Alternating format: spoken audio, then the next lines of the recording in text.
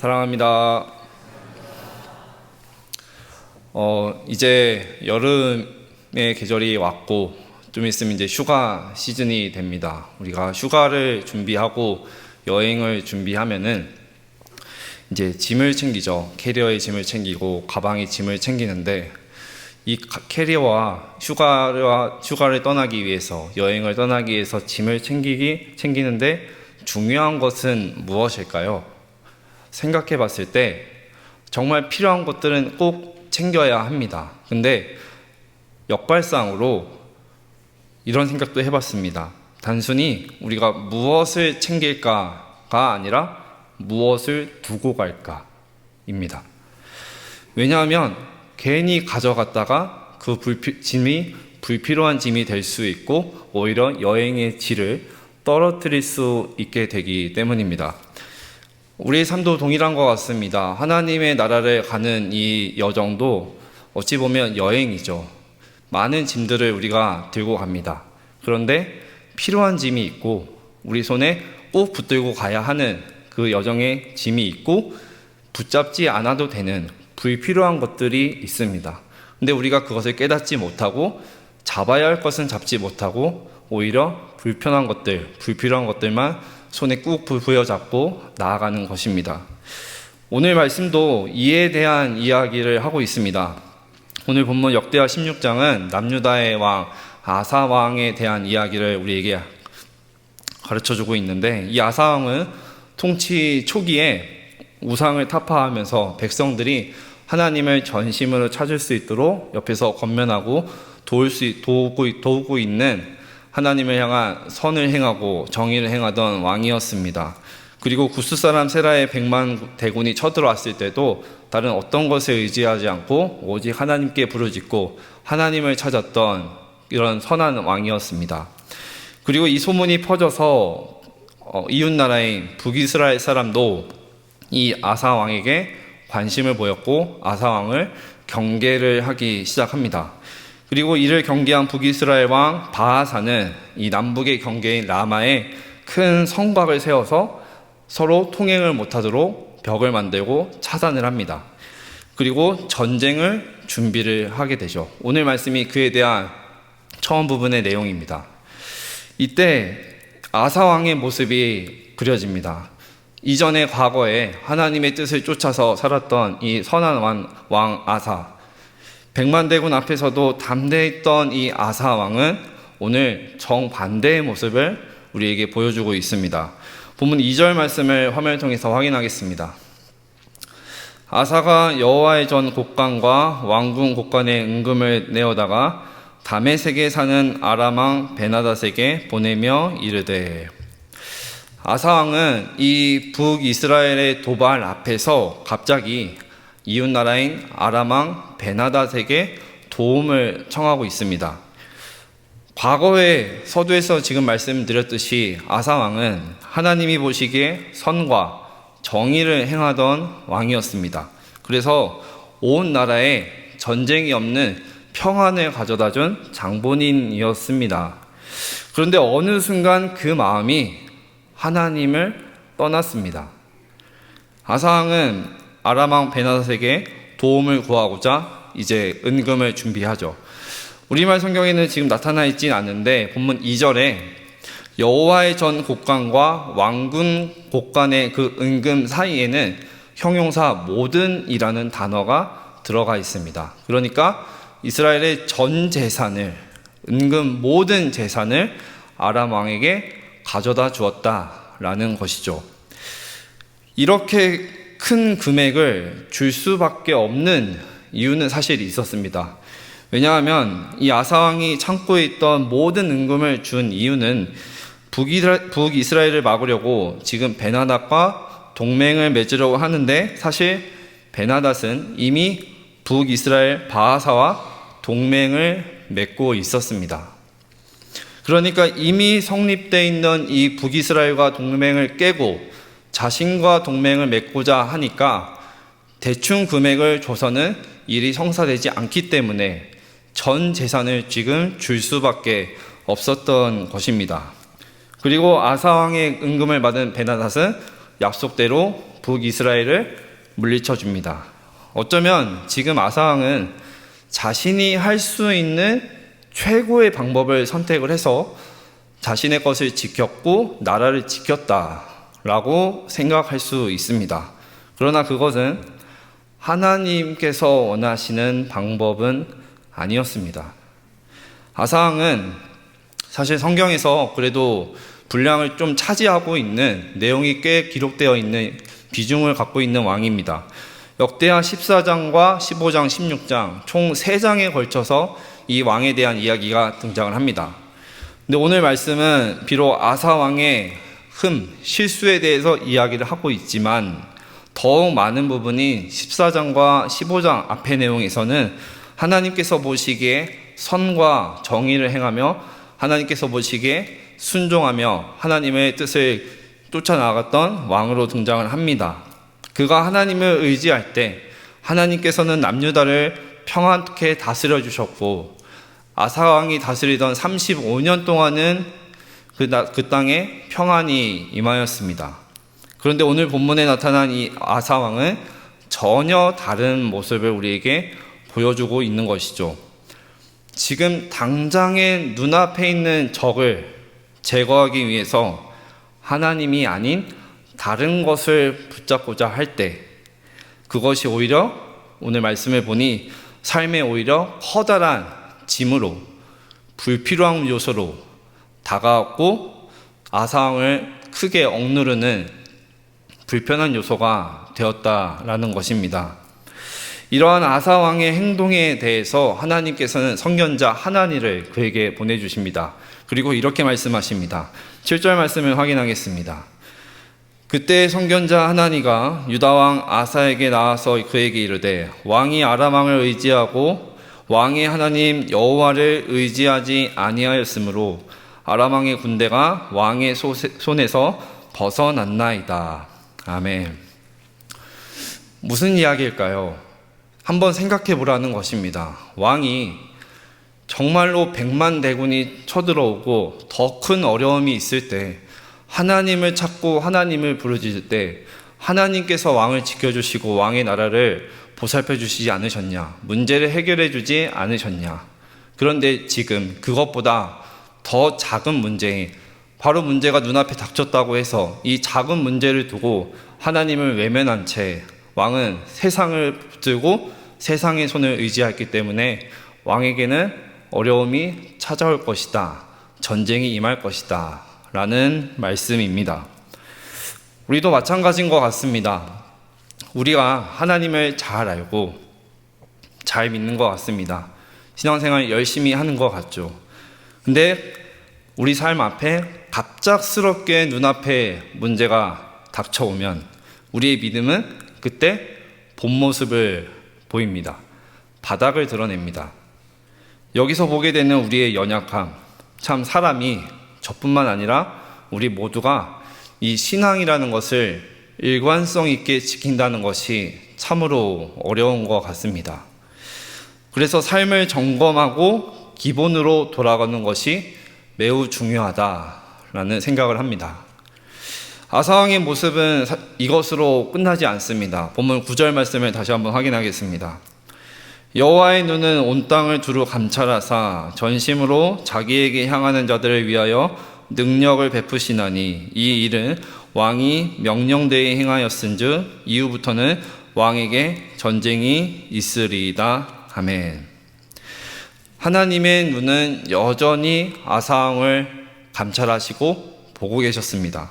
근데 아사왕은 9절 말씀에 기록된 대로 망령되이 행합니다. 이 뜻은 바보같이 행한다라는 것이죠. 즉 다시 말씀드리면 아사왕의 지금 이 행동은 하나님의 뜻에서 벗어난 행동이다라는 말씀입니다. 그러면 여기서 한 가지 또 생각해 볼 것이 있습니다. 하나님께서는 그럼 왜 선견자 하나니를 그에게 보내셔서 이전의 과거 일들을 들추시면서 이야기를 하셨을까요? 사실 질책하려 하셨으면은 충분히 그 자리에서 즉시 심판하시고 질책을 하실 수 있습니다. 근데 하나님은 왜 선견자 하나니를 보내서 아사왕에게 그런 이야기를 하셨는가? 하나님이 바라셨던 것은 사실 아사 왕이 돌이키기를 원하셨습니다. 인생의 전반에 모든 삶 가운데 전반기에서 하나님을 의지하고 순종하던 모습으로 돌아와라, 회개하고 돌아오거라 기회를 주신 것이죠. 근데 아사 왕은 외면했습니다. 그리고 문제는 여기서 멈추지 않고 더 커지게 됩니다. 본문 10절 말씀을 확인하겠습니다. 아사가 노하여 선견자를 옥에 가두었더니 이는 그의 말에 크게 노하였음이며 그때 아사가 또 백성 중에서 몇 사람을 학대하였더라. 선견자 하나니의 말을 듣고 아사 왕이 심히 분이 나고 노하였다라고 말합니다. 이 하나니의 충고가 아사 왕에게는 괘씸하게 들렸던 것이죠. 이 우리말 성경에는 옥이라고 표현이 되어 있는데 원어의 원문으로 보면은 고문실이라는 뜻을 담고 있습니다. 그러니까 단순히 어떤 감옥이 아니라 정말 고통을 주기 위해서, 고문하기 위해서 하나님이 보낸 사람을 가두고 고통을 주었다라는 말씀입니다. 지금 철저히 아사 왕은 하나님께 등을 돌린 채 지금 나아가고 있는 것입니다. 결국 아사 왕의 생은 오늘 우리가 읽은 말씀은 아니지만 후반부인 12절 말씀에서 다음과 같이 마감되는 것을 볼 수 있습니다. 12절 말씀을 화면을 통해서 확인하겠습니다. 아사가 왕이 된 지 39년에 그의 발이 병들어 매우 위독했으나 병이 있을 때에 그가 여호와께 구하지 아니하고 의원들에게 구하였더라. 왕이 된 지 39년째에 발에 병이 들었습니다. 근데 기록되기를 그는 여호와께 구하지 않고 도움을 청하지 않고 의원들에게만, 사람들에게만 의지하다가 결국 생을 마감하게 됩니다. 이 말씀을 보면서 마지막 순간까지 이때만이라도 하나님의 마음을 구했다면, 하나님을 찾았다면 결과는 어떻게 됐을까라는 아쉬움도 듭니다. 아사왕의 모습을 통해서 하나님께서 우리에게 주시고자 하는 말씀은 무엇일까요? 아사왕처럼 살면 안 된다? 물론 1차적인 의미로는 그것도 맞습니다. 하지만 오늘 설교의 제목처럼 하나님의 눈은, 여호와의 눈은 우리를 향해서 구석구석 지금도 살피고 계신다라는 말씀입니다. 다시 말씀을 드리면 하나님께서는 아사왕이 군사적인 위기를 맞았을 때도, 아람왕과 동맹을 맺으려 했을 때도, 그리고 교만하여서 하나님이 보낸 사람 하나니를 옥에 가두었을 때도, 그리고 심지어 마지막 순간에 발이 병이 들어서 죽음의 위기를 맞고 있을 때도 하나님은, 여호와의 눈은 아사왕을 바라보고 계셨습니다. 하나님이 원하셨던 것은 단 하나입니다. 아사 왕의 시선이, 그의 마음이 다시 나를 봐주기를, 나에게 돌아오기를 하나님은 원하셨습니다. 하지만 안타깝게도 아사 왕의 시선은 끝내 하나님을 향하지 못했습니다. 그리고 생을 거두게 되죠. 사실 이런 아사 왕의 모습은 오늘을 살아가는 저와 우리 성도님들의 모습 가운데도 있습니다. 우리가 이 시대를 살아가면서 이제는 정말 필수품이 되어버린 게 있습니다. 무엇일까요? 네, 바로 스마트폰, 핸드폰입니다. 길을 다니는 사람들만 봐도 정말 손에서 핸드폰을 놓지 못합니다. 버스를 타든 횡단보도를 건너든 참 위험천만한 순간도 많이 보게 되는데, 그래서 비유를 하자면 이런 것 같습니다. 여호와는 나의 목자시니 내게 부족함이 없으리로다 라는 믿음으로 살아왔는데, 스마트폰은 나의 목자시니 내게 부족함이 없다. 이것은 우리 아이들뿐만 아니라 우리 기성세대 어른들도 마찬가지인 것 같습니다. 지난 사역지에서 있었던 일 중 한 가지가 아직 좀 생생하게 기억나는 일이 있습니다. 날짜까지 정확하게 기억을 하는데 2022년 10월 16일 주일 아침이었습니다. 갑자기 주일 아침인데 카카오톡이 먹통이 됐습니다. 저만 그런 줄 알았는데 기억하실지 모르겠지만 나라 전체가 한 3시간가량 카톡이 먹통이 됐던 그때가 있었습니다. 안 그래도 카톡으로 참 챙길 거 많고 또 확인할 거 많고 주고받을 거 많고 또 참 평소에도 연락 잘 안 되는 우리 중학생들과 연락을 해야 되는데 연락이 끊기고 답답한 시간을 보냈습니다. 그러면서 급한 대로 참 주고받을 건 메일을 써서 그 시간에 주고받기도 했습니다. 그러면서 들었던 생각이 이전에 카톡이 없을 때는 어떻게 살았을까 하는 생각을 해보게 됐습니다. 그리고 다시 한번 지금 생각해 보게 됩니다. 참 이 작은 프로그램, 앱, 카톡 하나만 멈춰도 참 나라가 혼란스럽고 불편을 겪게 되는데 우리는 이렇게 참 이것 하나에도 무너지는 연약한 존재구나 라는 생각이 들었습니다. 우리 인간이 그런 것 같습니다. 이 작은 일상의 편리함까지도 가능하게 하시고 인도하시고 허락하신 이 하나님을 바라봐야 하는데 정작 허락하신 하나님은 바라보지 못합니다. 하나님이 내게 무언가를 주셨으면은 그 주신 선물이 아니라 그것을 주신 하나님을 봐야 되는데 나를 위해서 마련하신 하나님의 마음이 보여야 하고 하나님이 계획이 보여야 합니다. 하나님이 집을 주셨으면은 집이 아니라 나를 여기 재우시고 이 집에서 보호하시는 하나님을 봐야 하는데 우리는 집을 봅니다. 하나님이 물질을 주셨으면 물질을 허락하신 하나님이 보여야 하는데 내가 가진 그 물질을 보이고 그 물질을 소유한 내 자신이 보이게 됩니다. 인생을 살다 보면 눈앞에 그럴듯하게 보이는 세상의 방법들이 있습니다. 아사왕에게는 아람왕 베나닷이 그런 존재였고 그 순간 답이었던 것 같습니다. 하지만 우리가 진짜 보아야 하는 것은 눈앞에 그럴듯한 조건, 존재들이 아닙니다. 우리가 평범하게 오고 가는 발걸음 속에서 평범한 그 삶 속에서 과연 여기에 하나님의 마음과 뜻이 있는가 우리는 발견해야 합니다. 성경이 끊임없이 우리에게 말하는 것은 무엇인가요? 핵심은 무엇일까요? 하나님의 뜻대로 사는 자들을 하나님은 절대 그냥 결코 내버려 두지 않으신다. 포기하지 않으신다 라는 것입니다. 우리 시편 84편 12절 말씀을 확인해 보겠습니다. 만군의 여호와여 주께 의지하는 자는 복이 있나이다. 제가 한 번 더 읽겠습니다. 만군의 여호와여 주께 의지하는 자는 복이 있나이다. 아멘. 말씀을 맺겠습니다. 우리 인생의 성패는 우리의 어떤 계획, 우리가 붙들고 있는 것, 우리 손안에 있지 않습니다. 지금 내가 무엇을 붙잡고 있느냐, 무엇을 바라보고 있느냐에 달렸습니다. 설교를 시작하면서 잠시 여행 가방 이야기를 말씀드렸죠. 나그네 여정과 같은 삶 속에서 정말 붙들어야 할 것은 지금 내 눈앞에 보이는 것들이 아닙니다. 물론 그것들이 도움은 줄 수 있습니다. 필요할 때 있습니다. 하지만 그것들은 우리를 지켜주기보다는 오히려 위기의 순간에 우리의 삶을 더 무겁게 짓누르는 불필요한 존재가 될 수 있습니다.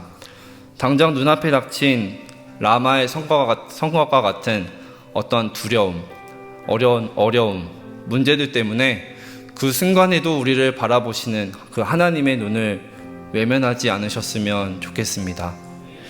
사람은 변합니다. 우리 믿음은 흔들립니다. 그러나 전심으로 주를 찾는 자들에게 능력을 베푸시는 하나님의 눈은 결코 변하지 않습니다. 우리를 살피시는 이 하나님의 시선 앞에 우리의 연약함을 진실하게 내려놓으셨으면 좋겠고 신실하신 하나님만 바라보는 결단이 우리의 삶 가운데 있기를 간절히 소망합니다.